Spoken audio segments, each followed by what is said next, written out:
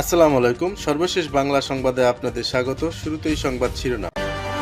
সাবেক এমপি আমির হোসেন আমুর সঙ্গে থাকা ছোট নেতারাও বনে গেছেন কোটিপতি। অর্থবিত্তে ঠিক কতটা ফুলে ফেঁপে উঠেছিলেন সাবেক এমপি আমির হোসেন আমু তা জানা সম্ভব না হলেও তার সঙ্গে থাকা ছোট নেতারাও বনে গেছেন কোটিপতি। আওয়ামী লীগের ৩ নেতা ৩ দেশে। ছাত্র জনতার আন্দোলনের মুখে শেখ হাসিনার পদত্যাগের পর আওয়ামী লীগের অনেক নেতা বিদেশে চলে গেছেন। ওবায়দুল কাদের, হাসান মাহমুদ ও শামীম ওসমান ৩ নেতা ৩ দেশে অবস্থান করছেন, এটা অনেকটা নিশ্চিত হওয়া গেছে।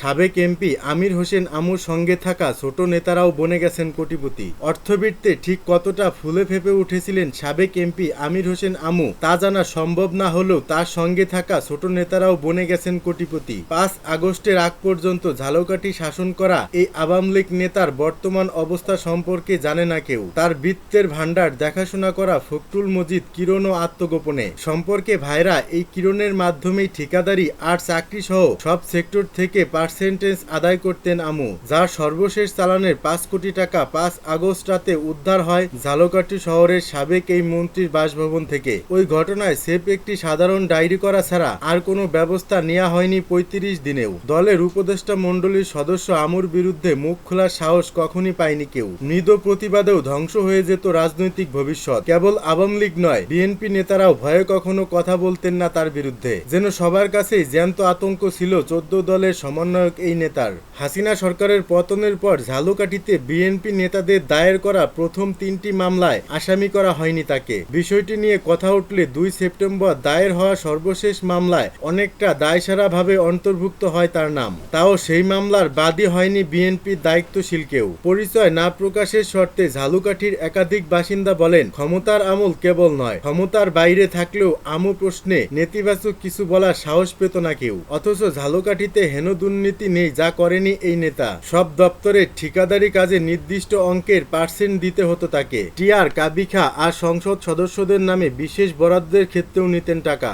নলছিটি উপজেলার মাধ্যমিক বিদ্যালয়ের একজন প্রধান শিক্ষক বলেন, আমার বিদ্যালয়ে গত বছর নৈশপ্রহরী, অফিস সহকারী ও আয়া পদে ৩ জন লোক নিয়োগের ক্ষেত্রে মোটা অঙ্কের টাকা দিতে হয় আমির হোসেন আমুর নির্ধারিত প্রতিনিধিকে। কেবল আমি নই, সব বিদ্যালয় সহ সব ধরনের নিয়োগেই ছিল একই নিয়ম। ঝালকাঠি সড়ক বিভাগের এক কর্মকর্তা বলেন, যত ধরনের ঠিকাদারি টেন্ডার সব ক্ষেত্রেই আমুকে দিতে হতো টাকা। ঠিকাদার নির্বাচন প্রশ্নেও তার সিদ্ধান্তই ছিল চূড়ান্ত।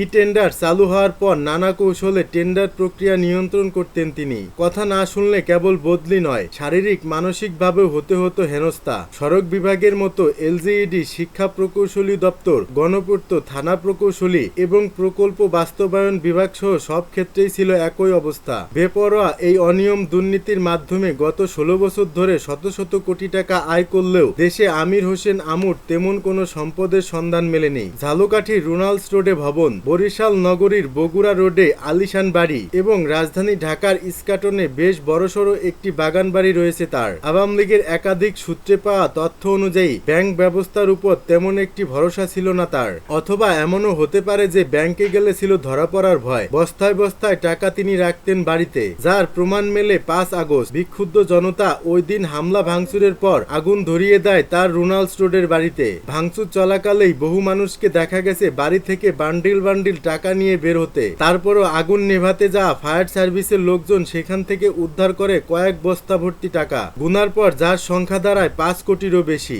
একই সঙ্গে উদ্ধার হয় মোটা অঙ্কের বৈদেশিক মুদ্রা। ঝালকাঠির মতো বরিশাল নগরীতে থাকা আমুর প্রসাদেও হামলা ভাঙচুর হয় সেদিন। সেখান থেকেও বান্ডিল বান্ডিল টাকা নিয়ে বের হয় হামলাকারীরা। যার বাড়িতেই থাকে বস্তা বস্তা টাকা, সেই মানুষটার দেশে মাত্র ৩টি বাড়ি ছাড়া আর কিছু নেই। ভাবতেই যখন খটকা লাগে, ঠিক তখনই আলোচনায় আসে তার পালিত মেয়ে সুমাইয়া হোসেনের নাম। ব্যক্তি জীবনে নিঃসন্তান আমু তার শালিকা মেরি আক্তারের কন্যা ওই সুমাইয়াকে পালক হিসেবে নেন আরো বহু বছর আগে। বর্তমানে দুবাইতে থাকা ওই সুমাইয়ার বিয়ে হয়েছে দুবাই প্রবাসী এক বাংলাদেশি ব্যবসায়ীর সঙ্গে। অবৈধ পন্থায় আয় করা শত কোটি টাকা ওই মেয়ের কাছে পাঠিয়েছেন আমু। এটাই আলোচনা ঝালকাঠি শহরে। পরিচয় না প্রকাশের শর্তে জেলা আওয়ামী লীগের এক নেতা বলেন, এমন কোনো সেক্টর নেই যেখান থেকে টাকা পেতেন না আমু। সব টাকাই নগদে পৌঁছাতো তার কাছে। লেনদেনের মাধ্যম হিসেবে কাজ করতেন ভাইরা ফখরুল মজিদ কিরণ। এই কিরণ কিরণও ছিলেন একটি রহস্যময় চরিত্র। শিল্পমন্ত্রী থাকাকালে আমুর এপিএস ছিলেন কিরণ। সর্বশেষ সরকারে আমুকে মন্ত্রী করা না হলেও তার সঙ্গেই থেকে যান তিনি।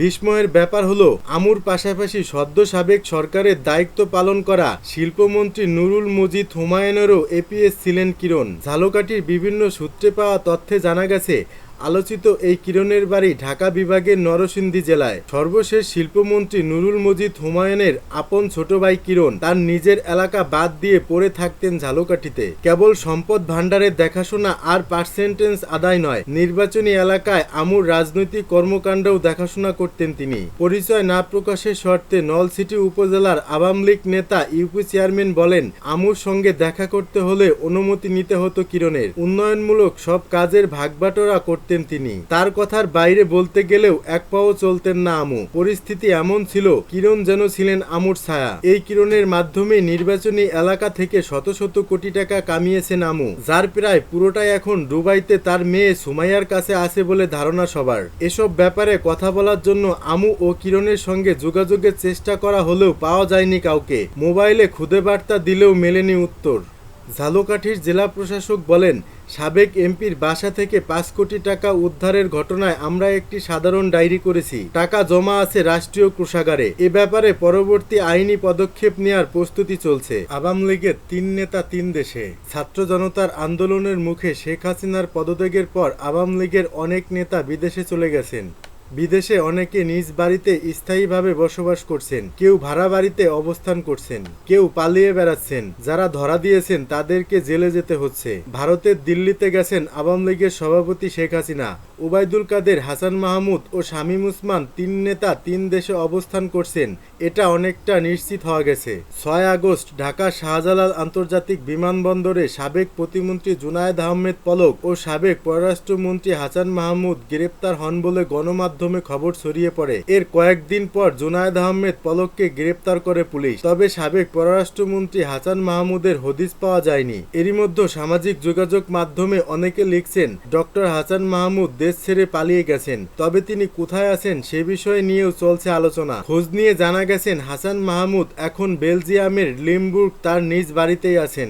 দুবাই হয়ে জার্মানিতে যান তিনি। জার্মান শাখা আওয়ামী লীগের সাধারণ সম্পাদক মোবারক আলী ভূঁইয়া বকুল দেশের একটি গণমাধ্যমকে এ তথ্য জানিয়েছেন। তিনি ডক্টর হাসান মাহমুদকে বিমানবন্দর থেকে বেলজিয়ামের বাড়িতে পৌঁছে দেন। মোবারক আলী ভূঁইয়া বকুল জানান, গত ২৬ আগস্ট বিকেলে ২:৩০টায় বিমানবন্দরে পৌঁছান তিনি। সেখান থেকে সড়ক পথে বেলজিয়ামের নিজ বাড়িতে যান তিনি। বকুল গণমাধ্যমকে বলেন, তিনি এখানেই আছেন এবং সেবে আছেন, এটুকুই আর কি। ছাত্র জনতার আন্দোলনে গুলি চালিয়ে তুমুল সমালোচনার মুখে পড়েন নারায়ণগঞ্জের প্রভাবশালী আওয়ামী লীগের সাবেক সংসদ সদস্য শামীম ওসমান। গত ৫ আগস্ট শেখ হাসিনা পদত্যাগ করে দেশ ছেড়ে পালালে শামীম ওসমানের পরিবারের সদস্যদের আর দেখা পাওয়া যায়নি। শামীম ওসমান ও তার স্বজনরা দেশে নাকি বাইরে আছেন তা নিয়েও ছিল আলোচনা সমালোচনা। এরই মধ্যে দেখা মিলল সাবেক এই সংসদ সদস্যর। শুক্রবার ৬ সেপ্টেম্বর রাতে শামীম ওসমানকে ভারতের দিল্লির নিজামুদ্দিন আউলিয়ার মাজারে দেখা গেছে। ভারতে একটি বিশ্ববিদ্যালয়ে অধ্যয়নরত বাংলাদেশি শিক্ষার্থী আকাশ হক তাকে মাজারে দেখেছেন। রাত ৯টা ৫ শামীম ওসমানের ছবি তুলেছেন তিনি। প্রমাণস্বরূপ তিনি ছবিও তুলে রেখেছেন বলে জানান। রাজনৈতিক মহলের প্রশ্ন উঠেছে, আওয়ামী লীগের সাধারণ সম্পাদক ওবায়দুল কাদের কোথায়? জানা গেছে শেখ হাসিনার একদিন আগেই দেশ ছেড়েছেন ওবায়দুল কাদের। জাতীয় নির্বাচনের পর থেকে প্রতিদিন মিডিয়ার সামনে কথা বললেও বৈষম্য বিরোধী ছাত্র আন্দোলনের শেষ মুহূর্তে তিনি মিডিয়ার সামনে কম কথা বলতেন। ৩ আগস্ট ধানমন্ডিতে আওয়ামী লীগ সভাপতি শেখ হাসিনার রাজনৈতিক কার্যালয়ে আয়োজিত সংবাদ সম্মেলনে শেষবারের মতো কথা বলেন ওবায়দুল কাদের। এরপর থেকে তাকে আর কোথাও দেখা যায়নি। জানা গেছে সিঙ্গাপুর গেছেন ওবায়দুল কাদের। তবে অন্য একটি সূত্র বলছে, ওবায়দুল কাদের বর্তমানে নয়াদিল্লিতে অবস্থান করছেন। তবে এই তথ্যের সত্যতা নিশ্চিত করা যায়নি। কোঠা সংস্কারের দাবিতে শিক্ষার্থীদের আন্দোলন শুরু হওয়ার পর থেকেই এর বিরুদ্ধে অবস্থান নেন ওবায়দুল কাদের। বিভিন্ন সময়ে আন্দোলন নিয়ে প্রশ্ন তোলার পাশাপাশি কঠোর অবস্থান নেওয়ার হুঁশিয়ারও দিতে দেখা গেছে তাকে। এমনকি গণভবনে সবশেষ বৈঠক থেকে বেরিয়ে কারফিউ জারি ও দেখামাত্র গুলির সিদ্ধান্তের কথাও জানান তিনি। গত আগস্ট নোয়াখালীর কোম্পানিগঞ্জে ওবায়দুল কাদেরের গ্রামের বাড়িতে যখন আগুন দেয়া হয়, তখন তার সঙ্গে যোগাযোগের চেষ্টা করে ব্যর্থ হন স্থানীয় নেতাকর্মীরা। তবে তার অবস্থান সম্পর্কে কোনো তথ্যই নিরপেক্ষভাবে যাচাই করা যায়নি।